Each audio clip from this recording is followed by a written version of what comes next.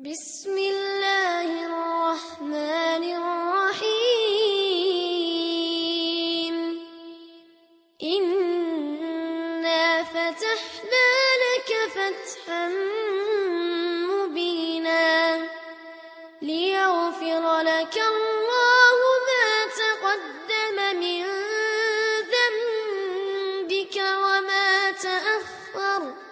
وما تأخر ويتم نعمته عليك ويهديك صراطا مستقيما وينصرك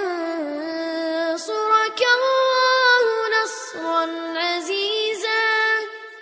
هو الذي أنزل السكينة في قلوب المؤمنين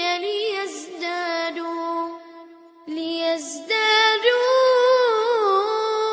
إيمانا مع إيمانهم ولله جنود السماوات والأرض وكان الله عليما حكيما.